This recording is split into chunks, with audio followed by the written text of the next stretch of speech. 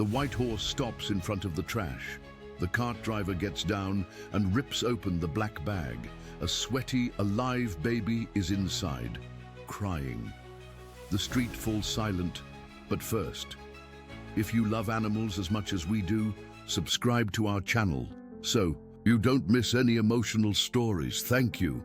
Now let's get back to our story. On that humid Monday morning, the small town of Willow Creek, Georgia, was still yawning between half-open blinds and the lazy bells of the old Methodist church. The narrow streets of the historic district were slowly filling with market vendors, old pickup trucks, and the smell of fresh bread from Mason's bakery. The air hung heavy, and though the sky was clear, it seemed to carry something suspended, as if an invisible layer of unease hovered over every corner. Among the first to cross the uneven cobblestones of Magnolia Street was an old wagon pulled by a white horse with an attentive gaze and dignified posture. The animal, known for its serenity and obedience, was the faithful companion of Harlan Whitfield, a man of methodical routine who for decades had traveled the same route, collecting recyclables and discarded materials from behind local businesses. Harlan, with his weathered face and calloused hands, had inherited the route from his father, who had inherited it from his father before him. The Whitfield men had been waste collectors since before the Civil War, first with mules, later with horses. In a town that prided itself on tradition, Harlan and his white horse, Thunder, were living landmarks, as much a part of Willow Creek as the 100-year-old oak in the town square. "Come on now, Thunder," Harlan murmured, his voice like gravel, rolling in a tin can. "We got work to do before the heat sets in." Thunder walked unhurriedly, calculated steps on familiar ground, until, approaching a community dumpster located beside an abandoned Victorian house on Sycamore Lane, he simply stopped. It wasn't a stumble or a fright. There was no whinny, no tension. The horse refused to move, with the firmness of one who had made a decision. Harlan, accustomed to the animal's occasional whims over the years, tried to encourage him with gentle commands. "Come on, boy," he coaxed, clicking his tongue against the roof of his mouth. When that failed, he used the subtle touches that normally would have been enough to make Thunder move forward. But the horse remained motionless, eyes fixed on a pile of black garbage bags stacked near the curb. That unusual reaction caught the attention of Sarah Mason, a florist who was arranging pots of spring lilies at her stand. She, accustomed to watching the wagon's journey every day for the 15 years she'd owned Sarah's blossoms, found the animal's behavior strange. "Everything all right, Harlan?" she called, setting down a ceramic pot of daisies. "Don't know. What's got into him?" Harlan replied, scratching his gray stubbled chin. "Never seen Thunder act this way before?" Sarah approached, her floral apron catching the morning breeze. As she neared the bags, she noticed one of them moving almost imperceptibly. At first, she thought it might be an animal, perhaps an abandoned cat or something similar.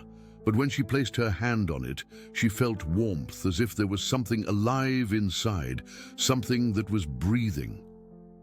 She hesitated for a second, then called to Harlan, who approached, knelt slowly, and tore the end of the bag. What emerged from inside was a dense silence, broken seconds later by a muffled sound, a weak cry, like that of a newborn fighting for air.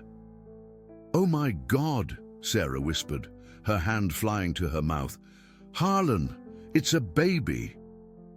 Within minutes, a small crowd had formed, drawn by whispers that spread down the street like wildfire. Carefully, they removed the baby from the bag, wrapped in thin, damp cloths, the umbilical cord still visible, poorly cut. There was astonishment on the faces. Around them, a mixture of disbelief, fear, and pity.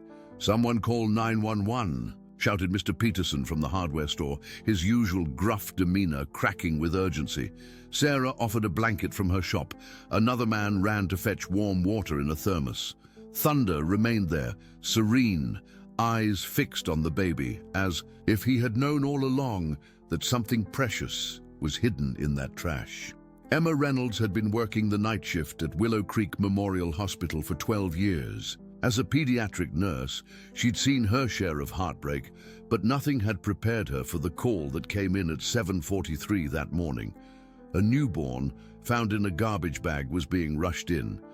Emma, with her auburn hair pulled back in a practical bun and dark circles under her eyes from the long shift, was preparing to clock out when the ambulance arrived. The baby, a girl, was tiny and pale, her bluish hands clenched into fists the size of thimbles. But she was alive, breathing, fighting. "Temperature's low, but she's stable," reported the EMT as they transferred the infant to the neonatal unit. Found by Harlan Whitfield and Sarah Mason by the old Caldwell house. Apparently, Harlan's horse refused to move past the trash pile, where she was hidden. As hospital protocol kicked in, Emma found herself unable to leave. She stayed, helping to clean the infant, checking vitals, wrapping her in warm blankets. There was something about this child, something in the way she gripped Emma's finger with surprising strength, in the way her eyes, though unfocused, seemed to look right into Emma's soul. "You're a fighter, aren't you?" Emma whispered, feeling a knot form in her throat. At 38, single and childless, Emma had long accepted that motherhood might not be in the cards for her. But holding this abandoned baby, something shifted inside her, a door opening to a room she thought had been locked forever. Dr. Patel, the pediatrician on call, examined the baby thoroughly. "She's lucky," he said, his voice low and serious. "Severely hypothermic when she came in, probably no more than a few hours old. If she'd been out there much longer..." He didn't need to finish the sentence. Outside the hospital, the news spread quickly through Willow Creek. By noon, the story had reached Sheriff Adams, who dispatched Deputy Rodriguez to take initial statements from Harlan and Sarah. By 2 o'clock, it had reached Jim Calloway, a retired detective who still maintained close ties with the department after 30 years of service. Jim had been fishing at Miller's Pond when his former partner called. "Thought you might want to know about this one, Jim," Sheriff Adams said. "Baby girl found in the trash this morning. Harlan Whitfield's horse refused to pass by until they checked it out." Something about the case tugged at Jim's conscience. He reeled in his line, packed up his gear, and drove straight to the sheriff's office. By sunset, he was volunteering his experience to help with the investigation. "We don't have much to go on," Deputy Rodriguez explained, showing Jim the few items found with the baby: a torn piece of expensive-looking baby blanket, a discarded pacifier still in its package, and the black garbage bag. No witnesses other than Harlan and Sarah, who found her. Jim nodded thoughtfully, his weathered face betraying nothing of the anger bubbling beneath his calm exterior. In his decades of police work, cases involving children were always the ones that haunted him the most. "What about surveillance cameras?" he asked, looking at the map of Willow Creek pinned to the wall. "Only one at the First National Bank across from the town square," Rodriguez replied. "Nothing near the Caldwell house." "Check it anyway," Jim said, "and I want to talk to Harlan again. There's something about that horse." As night fell over Willow Creek, 3 events occurred simultaneously. At the hospital, Emma Reynolds requested permission to stay overnight with the baby, whom the staff had begun calling Jane Doe.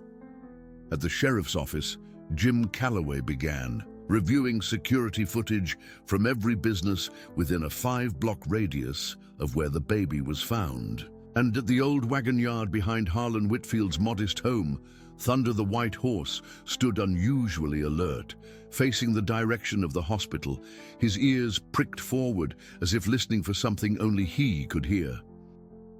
The baby, wrapped in hospital blankets and connected to monitoring equipment, slept peacefully for the first time since her traumatic arrival into the world. Outside her window, a spring storm gathered, lightning occasionally illuminating the night sky. But inside, under Emma's watchful gaze, she was safe at last. Chapter 2, Whispers of Truth. Dawn broke over Willow Creek Hospital with fingers of pink and gold stretching across the sky. Emma Reynolds awoke with a start, momentarily disoriented, until her eyes fell on the plastic bassinet beside her chair. The baby girl, still officially Jane Doe on her chart, slept soundly, her tiny chest rising and falling with each precious breath. Emma had stayed all night, dozing intermittently in the uncomfortable chair, unable to leave this child who had no one else in the world. Dr. Patel arrived for morning rounds, his face softening when he saw Emma. "You stayed," he said. Not a question, but an observation. "Couldn't leave her alone," Emma replied, stretching her stiff neck. "How is she doing?" "Remarkably well, considering." Dr. Patel checked the infant's vitals, his experienced hands gentle. "Temperature's normal, breathing steady. She's a resilient little one." He hesitated, then added, "Social services has been notified. They'll be sending someone today." Emma nodded, a knot forming in her stomach. She'd seen the system work before. Sometimes. Well, sometimes not. The thought of this tiny fighter being passed from home to home made her heart ache in a way she hadn't expected. "I'd like to keep working with her today," Emma said, her voice steadier than she felt. "If that's all right." Dr. Patel gave her a long look, understanding more than Emma had said. "Of course, I'll note it in her chart." Outside the hospital, Willow Creek was buzzing with the news. The story had spread through church phone trees, grocery store aisles, and backyard fences. An abandoned newborn saved by Harlan Whitfield's horse. By mid-morning, the hospital's reception desk was overwhelmed with calls from concerned citizens offering help, donations, and in some cases, even homes. Meanwhile, at the sheriff's office, Jim Calloway hunched over a computer screen, his reading, glasses perched on the end of his nose. He'd been reviewing security footage since dawn, cup after cup of black coffee keeping him alert. Deputy Rodriguez entered with a cardboard tray, holding 2 fresh cups and a bag of donuts. "Anything?" Rodriguez asked, setting the breakfast down. Jim rubbed his eyes. "Maybe. Take a look at this." On the screen, time-stamped 2:17 a.m. AE. Black luxury SUV with tinted windows drove slowly down Main Street, passing the First National Bank. The vehicle circled the same block twice before heading towards Sycamore Lane, where the baby had been found hours later. "Can you get a plate number?" Rodriguez asked, leaning closer. Jim shook his head. "Too dark and the angle's wrong. But look at this footage from the gas station on Elm." He switched to another window. The same black SUV appeared, stopping, briefly at a pump. The driver never exited the vehicle, and after 60 seconds, it pulled away without getting gas. "That's suspicious," Rodriguez agreed. "More than suspicious. Why stop if you're not getting gas?" "I think he was checking to see if anyone was around." Jim tapped a few keys, freezing the frame at the moment the SUV's headlights illuminated part of the license plate. "I can make out a partial. Run it through the system. See what matches a black SUV, probably a Cadillac Escalade, 2023 or newer." As Rodriguez left to run the plate, Sheriff Adams entered, his weathered face grave. "Jim, got a minute?" In his office, Adams closed the door. ME's report on the infant. Estimated birth time between midnight and 2 a.m. yesterday. No signs of physical trauma, but the umbilical cord was cut hastily, unprofessionally. And this, he slid a photograph across the desk, was found tangled in the blanket she was wrapped in. Jim examined the photo. It showed a small, torn piece of paper, part of a receipt from Montgomery's fine clothing on the wealthy side of town. "Richard Montgomery's store?" Jim asked, his eyebrows rising. Sheriff Adams nodded slowly. "One of his boutiques, yes, the one in Crescent Heights Mall." Jim whistled low. Richard Montgomery was Willow Creek royalty, old money, big influence. His family had helped build the town generations ago, and his donations kept half the public services running. His annual charity gala for children's causes was always the social event of the year. That's interesting, Jim said carefully. It's just a receipt, Adams cautioned. Could have gotten mixed up with the trash somehow. Or it could be something more, Jim countered.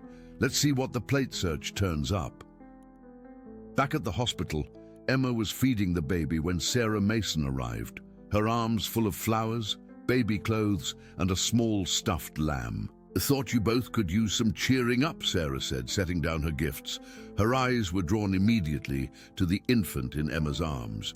Oh, she's beautiful. Emma smiled, the first genuine smile since finding the baby. She is, isn't she? Sarah pulled up a chair, watching as the infant sucked eagerly at the bottle. How's she doing? Better than expected. She's eating well, breathing fine. Emma's voice dropped. Social services is coming today. Sarah's face fell. What will happen to her? Foster care, most likely. Then adoption if... Emma couldn't finish. If they don't find the mother, Sarah completed quietly. They sat, in silence for a moment, the only sound, the baby's soft suckling. Have you named her? Sarah asked suddenly. Emma looked surprised. She's officially Jane Doe, but... She hesitated, then admitted, I've been calling her Hope, in my head at least. It seemed fitting. Hope, Sarah repeated, smiling at the baby. Perfect. Their moment was interrupted by a knock at the door.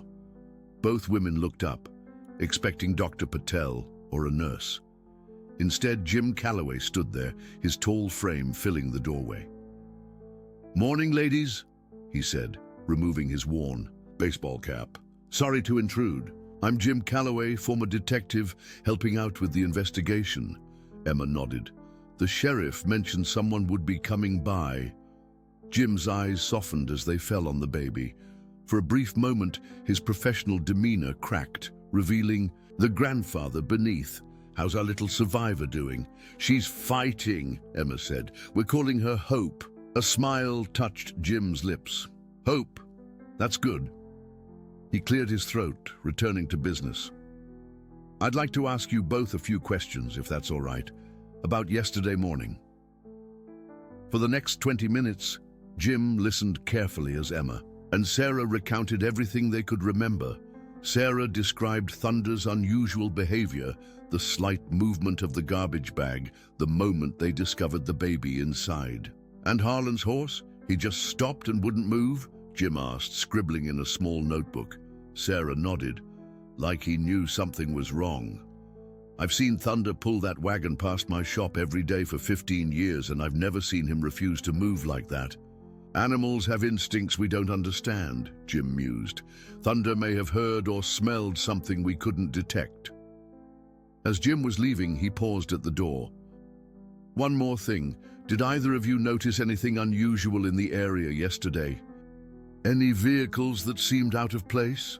Both women shook their heads, but then Sarah frowned slightly. Wait, there was something. When I arrived to open my shop around 6, I noticed tire marks on the curb near where we found Hope. Fresh ones, like someone had parked there in a hurry. I only noticed because they crushed some petunias I'd planted along the sidewalk last week. Jim's expression sharpened. What time was this? Early, maybe 6:15. It was still pretty dark. Thank you, Sarah. That could be important. Jim handed each woman his card. Call if you think of anything else, no matter how small it seems. After Jim left, Emma burped the baby gently, lost in thought. Hope had finished her bottle and was drifting to sleep, her tiny hand wrapped around Emma's finger. What are you thinking? Sarah asked, arranging the flowers she'd brought in a vase by the window. Emma didn't answer immediately. When she did, her voice was quiet but determined. I'm thinking I don't want her to get lost in the system. I'm thinking maybe you want to foster her? Sarah guessed, her eyes widening. Emma nodded slowly. Is that crazy? I'm single. I work long hours. It's not crazy, Sarah said firmly. You're stable, caring, and you know what you're doing with babies better than most. And I'd help, you know. So would half the town, by the looks of it. She gestured to the front desk, where flowers, cards, and baby gifts from townspeople had begun to pile up. Hope sighed in her sleep, her perfect rosebud mouth forming a tiny O. "I need to at least try," Emma whispered. For her. Across town, Thunder stood in Harlan's small paddock, his white coat gleaming in the midday sun. Unlike his usual relaxed demeanor, the horse remained alert, ears forward, eyes fixed on the road leading toward the hospital. Harlan watched him from the porch, puzzled by his companion's continued strange behavior. "What's got into you, old friend?" he murmured, sipping his lemonade. As if in answer, Thunder nickered softly, pawing once at the ground before resuming his vigilant stance. Meanwhile, at the sheriff's office, Deputy Rodriguez burst through the door, waving a printout. "Jim, got a hit on that partial plate. It's registered to Montgomery Enterprises." Jim looked up sharply. Richard Montgomery's company? A fleet, a vehicle, according to the records, assigned to executive use only. Jim and Sheriff Adams exchanged glances. "That receipt, now the car," Adams said slowly. "It's time we paid Mr. Montgomery a visit," Jim replied, reaching for his jacket, casual-like, just to ask if he's heard about our little Hope. As they left, neither man noticed the black SUV parked across the street, its driver watching the sheriff's office through dark sunglasses, a phone pressed to his ear. "They know," the driver said quietly into the phone. "They're coming now." On the other end, in his opulent office overlooking Willow Creek from the tallest building in town, Richard Montgomery hung up without a word, his manicured fingers trembling slightly as he reached for his bourbon at only 1 in the afternoon. Chapter 3. Threads Unraveling. Richard Montgomery's office occupied the entire top floor of the Montgomery Building, the tallest structure in Willow Creek. Floor-to-ceiling windows offered panoramic views of the town his great-grandfather had helped establish after the Civil War. Family portraits lined one wall, stern-faced men in expensive suits, their eyes following visitors across the room. Richard resembled them all, tall, refined, with the same sharp jawline and cold blue eyes. At 52, Richard was Willow Creek's most prominent citizen. Divorced twice, no children, he lived alone in the Montgomery mansion on the hill overlooking the town. His annual donations funded the hospital wing, the library renovation, and scholarships for local students. To most, he was a benevolent figure, continuing his family's legacy of noblesse oblige. Now, as he stared out at the town below, a muscle twitched in his jaw. The bourbon in his crystal tumbler trembled with the slight shake of his hand. The call from his driver had disturbed his carefully maintained composure. They were coming. The sheriff and that retired detective Calloway. The old man had always been too clever, too persistent. Richard's intercom buzzed. "Mr. Montgomery, Sheriff Adams and a Mr. Calloway are here to see you. They don't have an appointment, but—" "Send them in, Diane," Richard interrupted, quickly setting down his drink and straightening his tie. He moved to his desk, arranging his features into a mask of polite curiosity. Sheriff Adams entered first, his uniform pressed, but his expression uncomfortable. Jim Calloway followed, taking in the opulent office with narrowed eyes. "Sheriff, what a pleasant surprise," Richard said, extending his hand. "And Mr. Calloway, isn't it? I believe we met at the charity gala last year." Jim shook his hand briefly. "Good memory, Mr. Montgomery." "Please, sit." Richard gestured to the leather chairs facing his desk. "What can I do for Willow Creek's finest today?" Sheriff Adams cleared his throat. "Mr. Montgomery, I'm sure you've heard about the infant found yesterday morning?" Richard's expression shifted to one of appropriate concern. "Yes, terrible. Business. Abandoned in the trash, wasn't it? I was just discussing with my board about making a donation to cover the medical expenses." "Very generous," Jim said, his tone neutral. "The whole town's rallying around her. She's quite the fighter." I'm glad to hear it, Richard replied. Is there something specific about the case that brings you here? Sheriff Adams shifted in his seat. We're following up on some leads, checking all angles. One of our patrol cars noticed a company vehicle of yours in the area during the early morning hours yesterday. If Richard was startled, he didn't show it. Oh? Which vehicle? Black Escalade, registered to Montgomery Enterprises, Jim supplied. Fleet car number 03. Richard smiled, relaxed. Ah, that would be my driver, Marcus. I had an early flight to Atlanta yesterday for a business meeting. Left around 5 a.m. Marcus would have been bringing the car around from its overnight parking. We keep the executive vehicles in a garage behind the boutique on Sycamore. Sheriff Adams nodded, writing in his notebook. And your driver can confirm this? Of course. Feel free to speak with him. I believe he's downstairs now. Jim leaned and forward slightly. Mr. Montgomery, we also found something interesting with the baby, a receipt fragment from your clothing boutique in Crescent Heights Mall. For the briefest moment, Richard's composure faltered. A flash of something, fear, anger, crossed his face before disappearing. My boutique sells hundreds of items daily, Detective. I fail to see the connection. Probably nothing, Jim agreed amiably. Just covering all bases. Would you mind if we spoke with your driver now? Not at all. Diane will show you down. Richard pressed the intercom. Diane, please escort Sheriff Adams and Mr. Calloway to find Marcus. As they left, Richard's smile remained fixed, only dropping when the door closed behind them. He reached for his phone, dialing quickly. It's me. They're talking to Marcus now. Make sure he sticks to the story. Across town, Emma sat in the office of Diane Wellborn, the social worker assigned to Hope's case.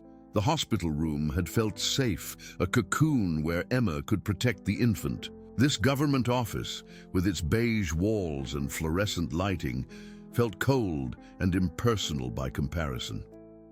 Ms. Reynolds, Diane said, reviewing the file, I understand you've developed an attachment to Baby Doe.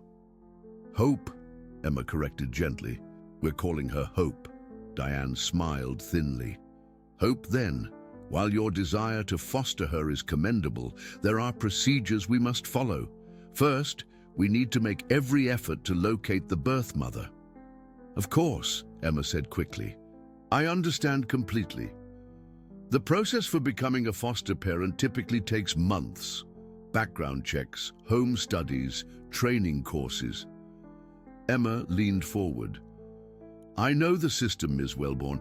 I've worked with your office for 12 years as a pediatric nurse. I've seen children placed in emergency foster homes within days when necessary. This is different. There's considerable public interest in this case. We need to ensure everything is done by the book. Emma felt her heart sinking. So what happens to Hope in the meantime? She'll be placed in temporary emergency care once she's discharged from the hospital. I have a couple in Berkeley County who... Berkeley County? That's an hour away, Emma interrupted, her professional composure cracking. She's just been through trauma. She needs consistency, familiar voices. Diane's expression softened slightly. I understand your concern, Ms. Reynolds, but my hands are tied by procedure. A knock at the door interrupted them. Sarah Mason entered, carrying a tray with coffee cups. Sorry to intrude, she said with a bright smile that didn't quite reach her eyes. Thought you both could use some refreshment. The receptionist said it was okay. As Sarah set down the coffee, Reverend Daniel Hayes from the Methodist Church appeared behind her, his tall frame filling the doorway. Miss Wellborn, I hope I'm not interrupting. I'm Reverend Hayes. He extended his hand. I understand you're handling little Hope's case. Diane looked bewildered by the sudden influx of visitors. Yes, but this is a confidential meeting. Of course, the Reverend said soothingly. I just wanted to drop off this letter from our congregation. He placed an envelope on her desk.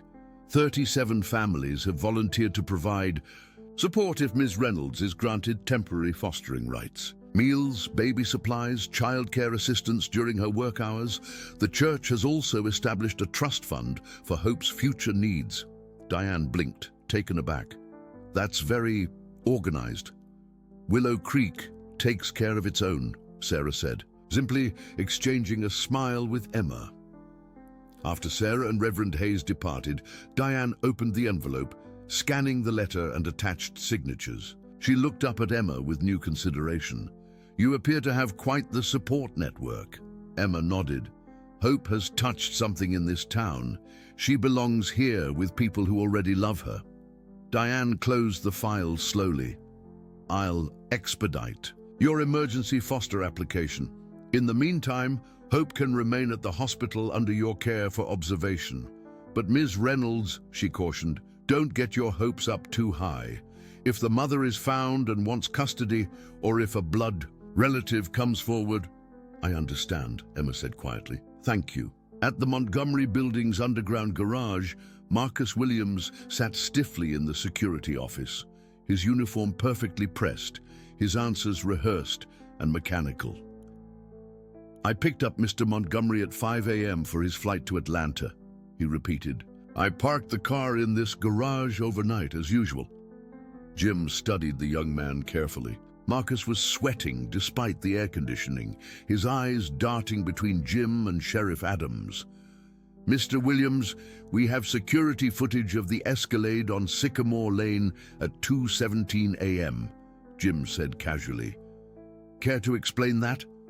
Marcus swallowed, hard. Must be a mistake in the timestamp. Those systems aren't always accurate. We checked 3 different cameras, Sheriff Adams countered, all showing the same time. Marcus fell silent, staring at his hands. Jim leaned forward, his voice lowering. Son, I've been doing this a long time. I can tell when someone's caught between a rock and a hard place. Whatever Mr. Montgomery has on you, it's not worth obstructing justice in an abandonment case. I could lose my job, Marcus whispered. My mother's medical bills. Mr. Montgomery pays them directly. Jim nodded understandingly. We can protect you, but we need the truth. Marcus looked up, his resolve crumbling. He called me around midnight, said he needed a pickup, no questions asked. I've done this before, discreet pickups, usually women, but this time was different. He paused, taking a shaky breath.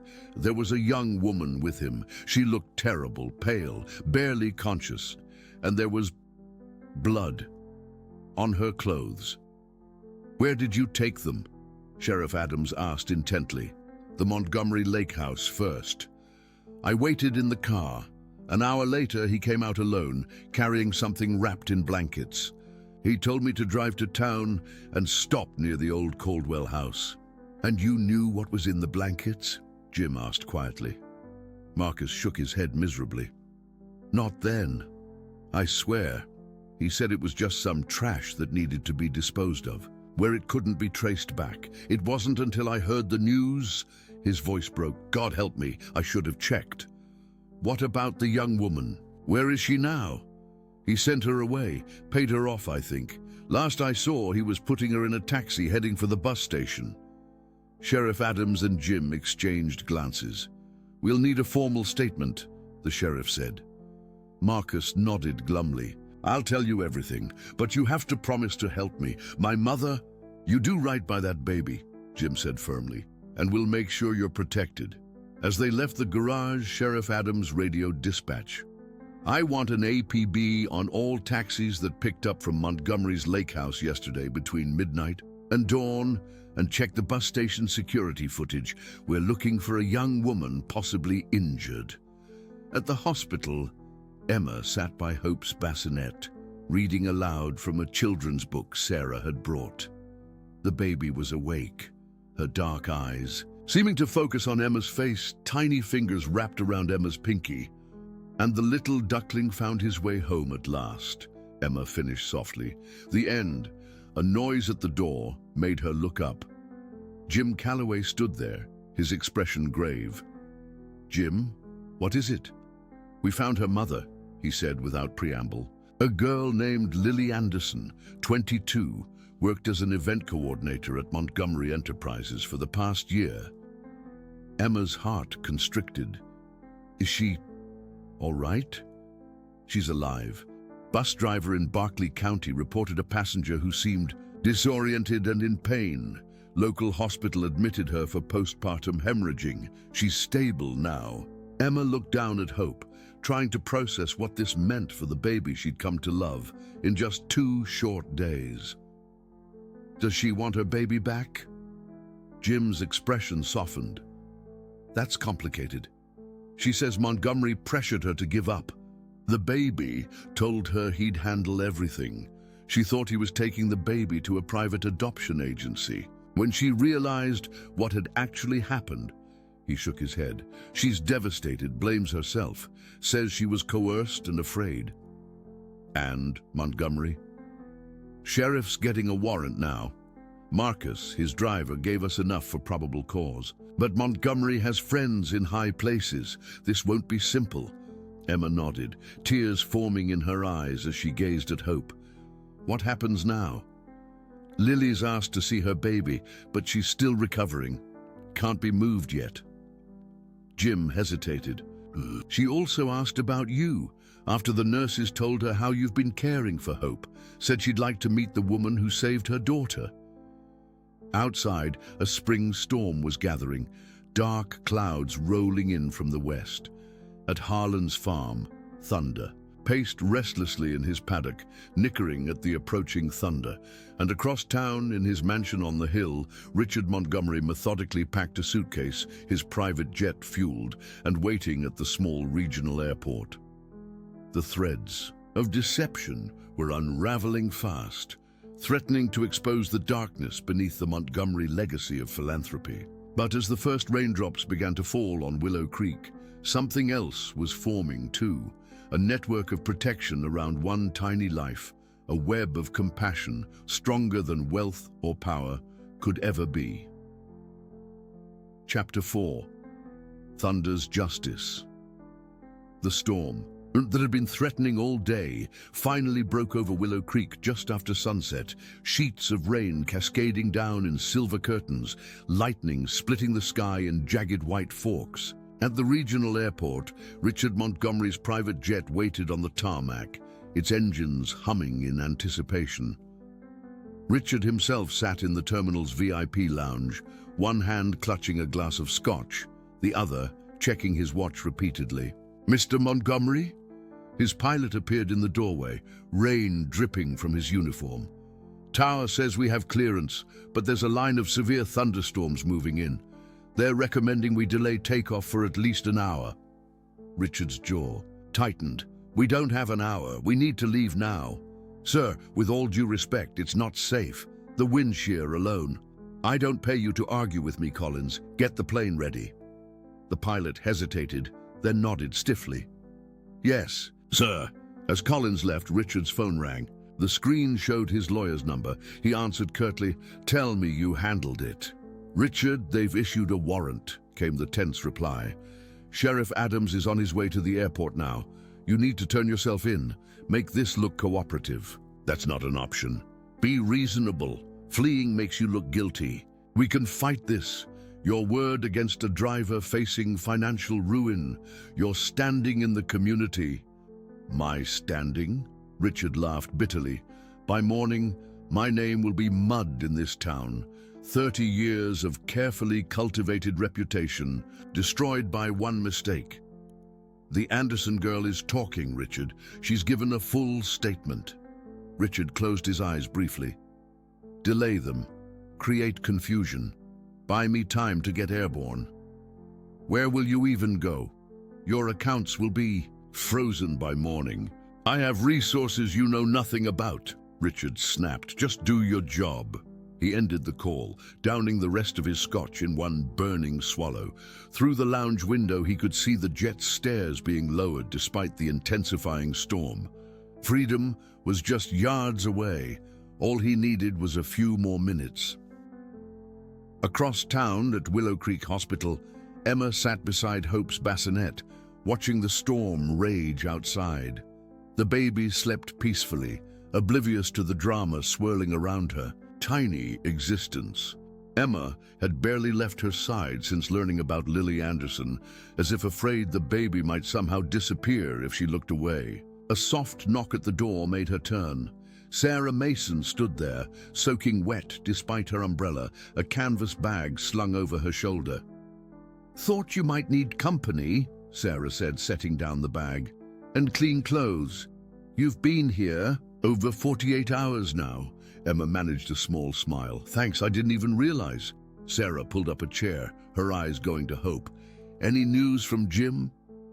They found Richard at the airport trying to flee. His pilot refused to take off in the storm, so Richard tried to drive himself out of town. Sheriff's deputies caught him at the county line. Emma's voice was flat with exhaustion. "Jim says they have enough to charge him now. Marcus's testimony, Lily's statement, security footage." Sarah reached over, squeezing Emma's hand. "That's good, right? Justice for Hope and her mother?" Emma nodded mechanically. "Yes, of course." Sarah studied her friend's face. "But you're worried about something else." "Lily wants to see her baby," Emma whispered, the words catching in her throat. "They're transferring her here tomorrow morning." Understanding dawned in Sarah's eyes. "Oh, Emma, you're afraid she'll want to take Hope." "She's the mother, Sarah. She has every right." Emma's voice broke. "And I'm just nobody. Just the nurse who happened to be on duty." "That's not true," Sarah said firmly. "You're the woman who's barely left this child's side for 3 days, who's fed her, changed her, read to her, loved her." She paused. "Have you spoken to Lily directly?" Emma shook her head. "Only through Jim. She's still recovering." "Then don't assume the worst. From what Jim said, she was coerced, manipulated by Richard. She thought she was giving her baby to a proper adoption agency." Sarah squeezed Emma's hand again. "Just keep an open heart." Later that night, when Sarah had gone and the hospital had quieted, Emma finally allowed herself a moment of vulnerability. Standing over Hope's bassinet, she let the tears come, silent and relentless.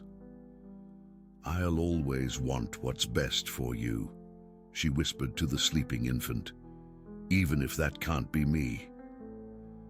Down the hall, unbeknownst to Emma, Lily Anderson had arrived, transferred earlier than expected due to a gap in the storm. She lay in her hospital bed, pale and fragile, her young face etched with lines of pain and worry. On her bedside table sat a small photograph, the only one she had of her baby, taken by a nurse moments after birth, before Richard had whisked the infant away with promises of a better life through a private adoption. "Ms. Anderson?" A nurse poked her head in. "There's someone here to see you." Jim Calloway entered, removing his rain-soaked hat. "Evening, Lily. Hope I'm not disturbing you." Lily shook her head, her voice small. "No, I can't sleep anyway." Jim settled into the visitor's chair with a weary sigh. "Doctor says you're doing better. That's good." "When can I see her?" Lily asked directly. "My baby." "Tomorrow morning if you feel up to it." Jim studied her face. "She's doing well. Strong little thing. They call her Hope." It wasn't a question. Jim nodded. "Emma, the nurse who's been caring for her, she started it. Name seemed to fit." Lily's eyes filled with tears. "Hope," she repeated softly. "It's a good name." They sat in silence for a moment before Lily spoke again. "Detective Calloway, Jim, what happens now? Will I go to jail too?" Jim shook his head firmly. "No, Lily, you're a victim here, not a perpetrator. Richard Montgomery took advantage of your situation, coerced you, then abandoned your child against your wishes." "But I let him take her. I trusted him when he said he knew a good family. You were manipulated by a powerful man who had control over your job, your housing, your future. The DA understands that." Lily twisted her hospital blanket between slender fingers. "Everyone will hate me. The whole town. They'll say I'm a terrible mother." "That's not how Willow Creek works," Jim said gently. "This town protects its own." And like it or not, you and Hope are part of it now. At dawn, the storm had passed, leaving the world washed clean and gleaming. Harlan Whitfield rose early as always, heading out to feed Thunder before breakfast. To his surprise, the horse was already at the paddock gate, fully alert despite the early hour. "What's got into you, boy?" Harlan murmured, scratching behind the horse's ears. "You've been acting strange for days now." Thunder nickered softly, nudging Harlan's chest with his nose. There was an unusual energy about the animal, as if he were waiting for something. After completing his morning chores, Harlan made a decision. He hitched Thunder to the wagon and climbed aboard. "All right, old friend, let's see where you want to go today." To Harlan's amazement, Thunder needed no guidance. The horse moved purposefully through the quiet morning streets, his hooves clopping steadily on the damp pavement. Their destination soon became clear: Willow Creek Hospital. "Well, I'll be," Harlan muttered as Thunder stopped directly in front of the main entrance. "You wanting to check on that baby you found?" Inside the hospital, a momentous meeting was about to take place. Emma, having finally changed into the fresh clothes Sarah had brought, stood outside Lily's room, her heart pounding. In her arms, Hope squirmed slightly, tiny fingers grasping at Emma's collar. "It's okay, little one," Emma whispered, more to herself than the baby. "It's all going to be okay." Taking a deep breath, she knocked softly on Lily's door. "Come in," called a hesitant voice. Emma entered slowly. Lily sat propped up in bed, her auburn hair, so similar to Hope's downy fuzz, pulled back in a simple ponytail. She was younger than Emma had expected, barely more than a girl herself, with haunted eyes and bitten fingernails. When her gaze fell on the baby, those eyes widened, filling immediately with tears. Is she?" Emma nodded, approaching the bed. "This is Hope, your daughter." With trembling hands, Lily reached out. Emma gently placed the baby in her mother's arms, stepping back to give them space for this sacred reunion. Lily stared down at her daughter in wonder, tracing the tiny features with a gentle finger. "She's so beautiful," Lily whispered. I never got to really see her. He took her away so fast." Emma swallowed the lump in her throat. "She's perfect and very strong." Lily looked up, her eyes meeting Emma's. "Thank you for saving her, for taking care of her when I couldn't." "I just happened to be there," Emma demurred. "No," Lily said firmly. "Jim told me everything, how you stayed with her day and night, how you wanted to foster her." She paused, her next words careful. "How you love her already." Emma couldn't deny it. "I do, but she's your daughter, Lily." Lily looked back down at Hope. "I have nothing. No job, no home. Richard made sure of that when I refused to get an abortion. My parents kicked me out when they found out I was pregnant." Her voice broke. "What kind of life can I give her?" "You'd be surprised what you can do for a child you love," Emma said gently, "and you wouldn't be alone. Willow Creek takes care of its own." "That's what Jim said." Lily hesitated. "He also said, you've applied to be a foster parent." Emma nodded cautiously. "I have, but that was before we found you." A strange expression crossed Lily's face, vulnerability mixed with determination. What if we both took care of her?" Emma blinked, unsure she'd heard correctly. "I'm only 22, Lily continued, the words tumbling out now. "I don't know the first thing about being a mother, but I want to learn. I want to be in her life." She took a shaky breath. "What if you fostered both of us? I could help with rent, get a job once I'm recovered. You could teach me how to care for her, and Hope would have both of us." Before Emma could respond, a commotion in the hallway drew their attention. Jim's voice carried through the open door. "Harlan, you can't bring a horse into a hospital. Tell that to Thunder. Darn animal wouldn't budge until I brought him to the entrance. Now he's acting like he wants to come inside. Emma and Lily exchanged glances, then both burst into unexpected laughter, the first either had experienced in days. The tension broken, Emma moved closer to the bed, sitting carefully on its edge. "It's an unusual proposal," she said thoughtfully. "I know it's crazy," Lily admitted, "but nothing about this situation is normal. It would take work, clear boundaries, open communication. I'm willing if you are." Hope chose that moment to let out a small, contented sigh, her eyes fluttering, open to gaze up at both women. Something passed between them then, an unspoken understanding, a shared commitment to this tiny life that had brought them together through the most unlikely of circumstances. "We'd need a bigger apartment," Emma said finally, a smile breaking through. Outside, Thunder had finally been convinced to return to the wagon, but not before hospital staff and patients alike had gathered to see the famous white horse who had saved baby Hope. Someone had brought him carrots, which he accepted with dignified appreciation. As Harlan prepared to leave, Sarah Mason arrived with fresh flowers for Lily and Emma. "That horse," she marveled, watching Thunder stand proudly in his harness. "It's like he knew.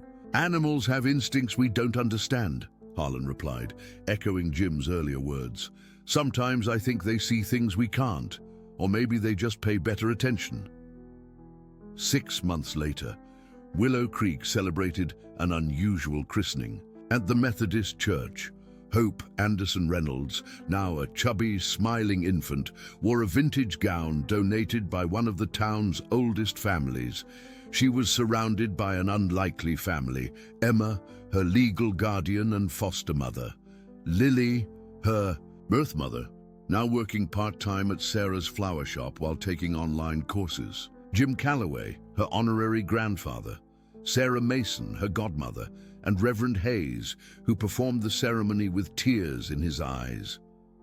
Outside, tethered to a special post installed just for the occasion, stood Thunder, his white coat brushed to a gleam, a garland of flowers draped around his strong neck.